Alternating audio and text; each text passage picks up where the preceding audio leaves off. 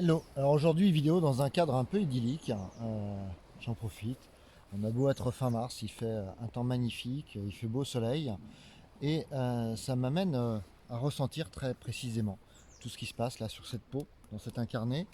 Et l'incarnation, la pleine incarnation, c'est vraiment un sujet qui s'est présenté pour moi ces derniers temps, alors qui s'est présenté à moi en tout premier, hein, parce que c'est vraiment un sujet majeur qui est ressorti lors de soins et d'accompagnement que j'ai vécu pour moi.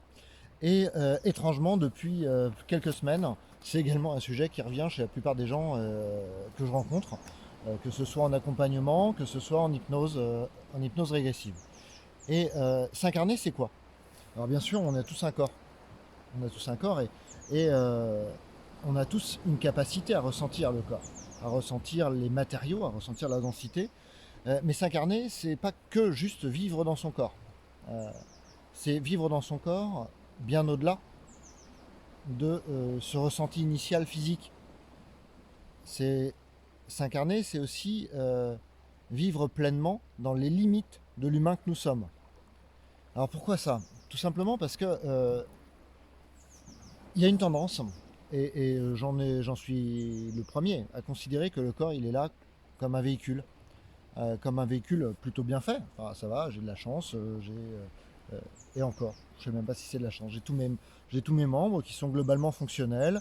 Ok, je l'ai ressenti il y a pas longtemps, une petite foulure au poignet. Voilà, j'ai un corps, et ce corps, depuis que je suis petit, il a eu beaucoup une place d'outils pour faire telle ou telle chose. Et puis, ok, bah, là ça va faire mal, bah, voilà, ça va faire mal, c'est pas grave. C'est pas grave, je le ménage pas, il n'est pas là pour être ménagé, c'est un outil. C'est un véhicule qui me permet de faire des choses. Euh, et ça, c'est facile, pour certains moins, mais souvent c'est assez facile.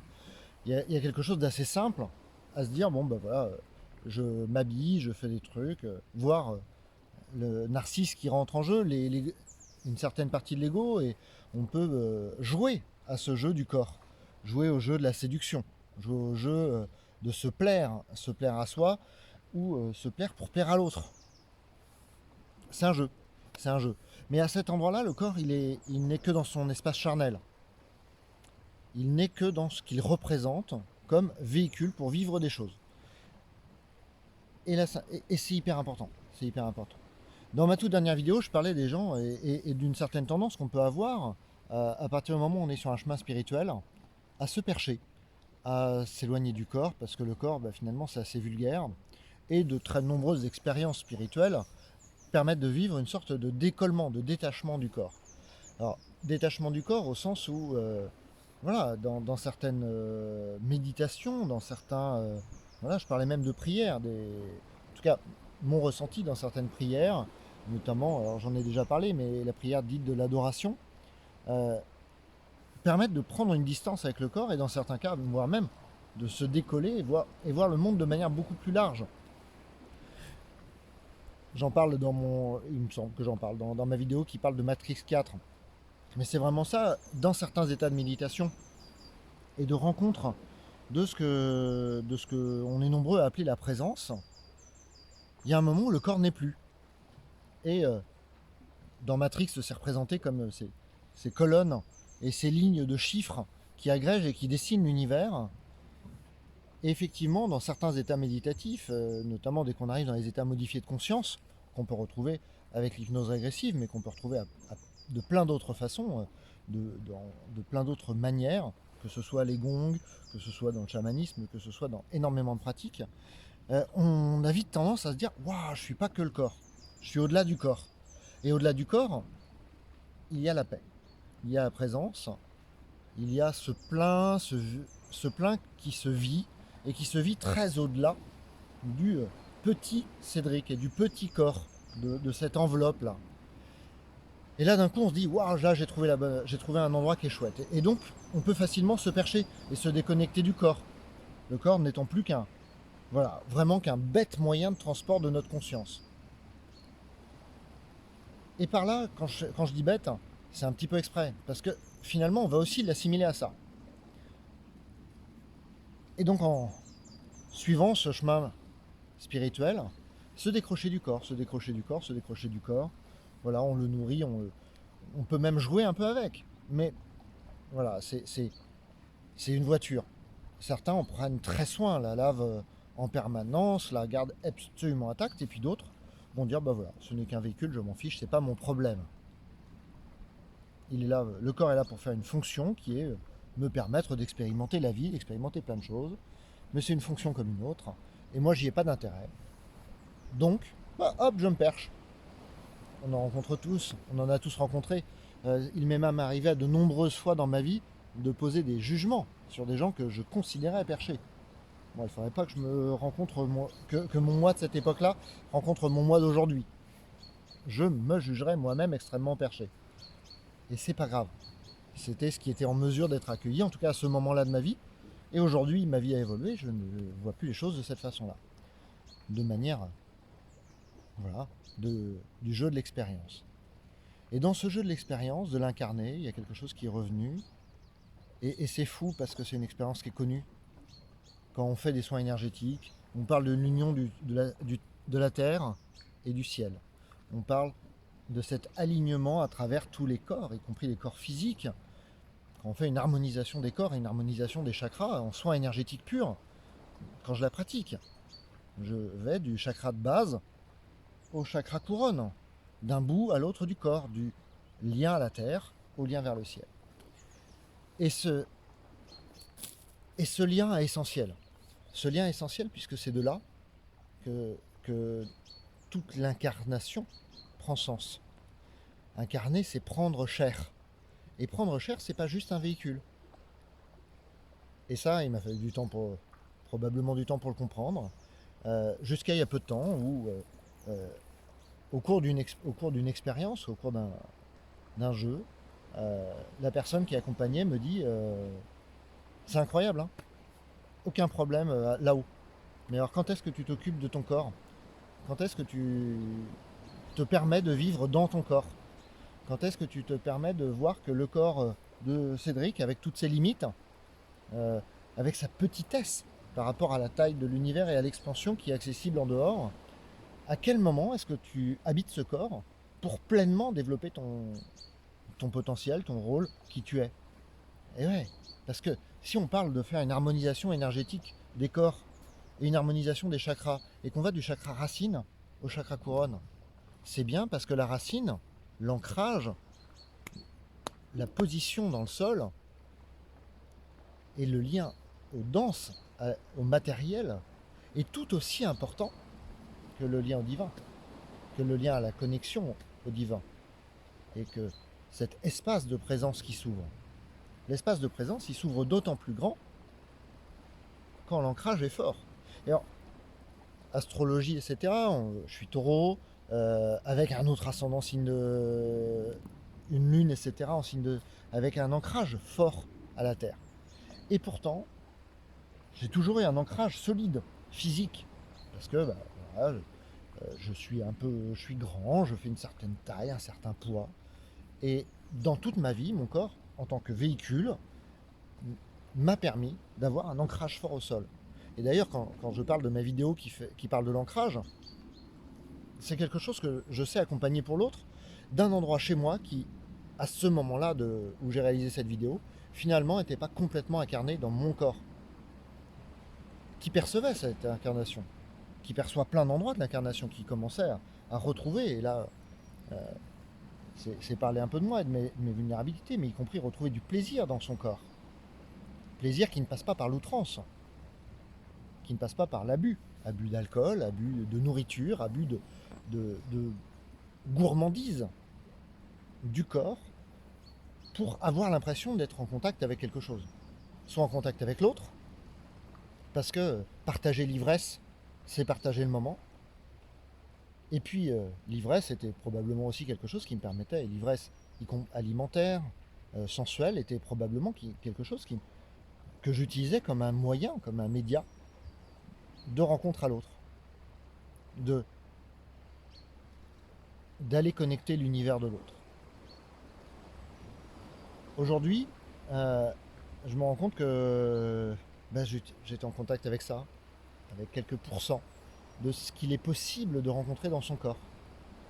Que mon corps, en tant que véhicule, en tant qu'outil, est génial. C'est incroyable les fonctions physiologiques, la capacité du corps à se renouveler, à se régénérer.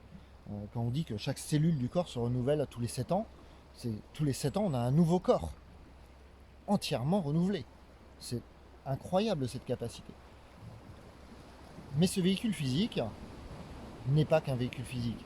C'est également ce moyen d'interface et de connexion avec toute l'énergie du monde, toute l'énergie de la Terre, toute l'énergie du ciel. Et si on est pile au milieu entre terre et ciel, c'est qu'il y a une raison. Et on ne peut pas se contenter de négliger cette partie-là. C'est facile d'être tenté par le spirituel, je l'ai déjà dit plus tôt dans la vidéo. C'est aussi très facile pour un très grand nombre de personnes de se couper du spirituel pour vivre pleinement l'incarné. Le sexe, la nourriture, la drogue, la gourmandise, la joie du corps. Et là où ça devient intéressant, c'est qu'on commence à rencontrer cet espace entre les deux qui élimine de facto toutes les tentatives et toutes les tentations d'aller dans un extrême de l'abus de quelque chose qui souvent est fait pour compenser un manque d'autre chose.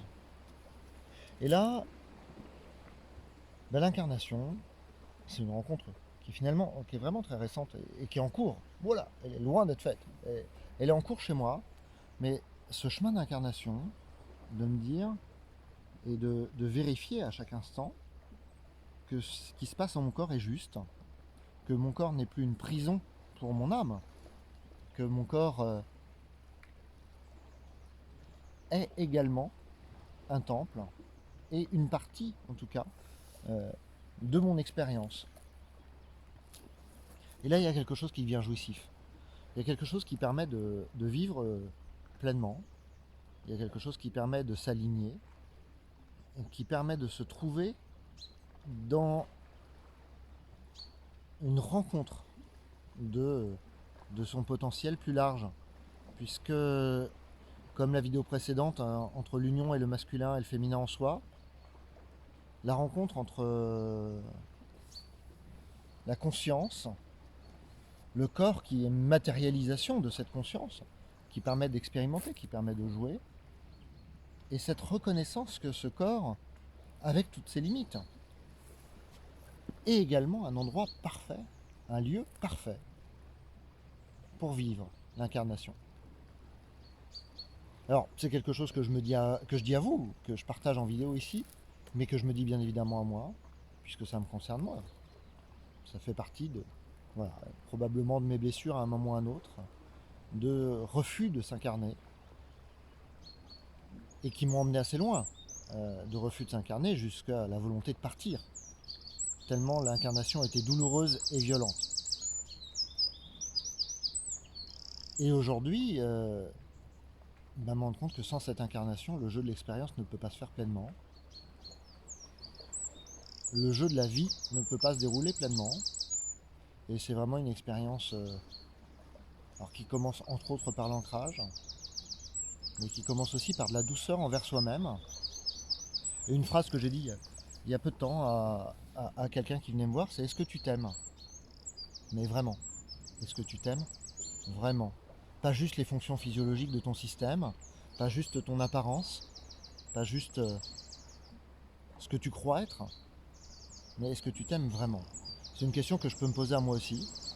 Aujourd'hui, j'ai un début de réponse qui me dit oui, et qui me donne envie de sourire à l'intérieur, avec une joie qui se propage dans mon système. Et c'est vraiment un partage que j'avais envie de vous faire, de se rencontrer soi, à l'intérieur de ses limites, de ses contraintes, de sa vie, de tous les choix qu'on a faits qui nous permettent d'arriver là où nous sommes aujourd'hui, devant cette vidéo pour vous, et moi devant la caméra à parler. Et à cet endroit-là, je suis plein de gratitude pour ce corps, avec ce que moi je vois comme défaut, avec ce que moi je vois comme qualité,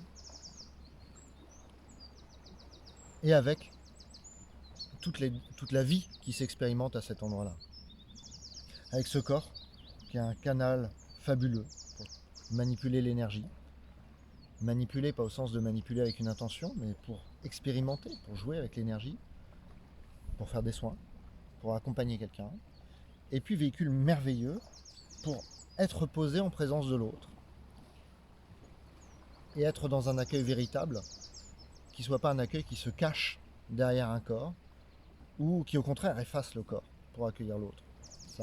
Dans tous les cas, à un moment ou à un autre, soit ça ne marche pas, soit ça va développer d'autres failles. Et cette rencontre de soi ne peut se faire qu'à cet endroit où elle peut se faire de plein de façons, elle peut se faire à plein de niveaux. Mais il y a vraiment un moment où l'union se fait entre le corps expérientiel, la densité, la matière, et le goût, la joie de la présence à l'intérieur de ça. Je vous invite à vous poser ces questions-là, à regarder en vous ce que ça fait, à regarder en vous ce qui se manifeste quand je dis ces mots-là, et à voir comment ça réagit, tout simplement, comment ça réagit dans votre corps. Et globalement, votre corps sait. Très globalement, votre corps sait très bien ce qui est juste pour lui, ce qui est bon pour lui, mais ce qui est bon pour lui en tant que corps, mais également bon pour vous, d'un bout à l'autre, dans votre développement et dans l'éveil à toutes vos potentialités. Pour tous ceux qui veulent aller plus loin, il y a ma vidéo sur l'ancrage, il y a d'autres vidéos, et puis vous pouvez aller voir sur mon site web, on peut se rencontrer autour d'un accompagnement, d'un soin énergétique, d'une hypnose régressive, et puis voilà, être dans la joie de la vie et de tout ce qu'elle partage. Voilà, je vous dis à très bientôt, dans un cadre peut-être moins enchanteur que celui-ci, on verra bien. On verra où ça se posera la prochaine fois. Je vous dis à très bientôt et belle et joyeuse journée à vous maintenant.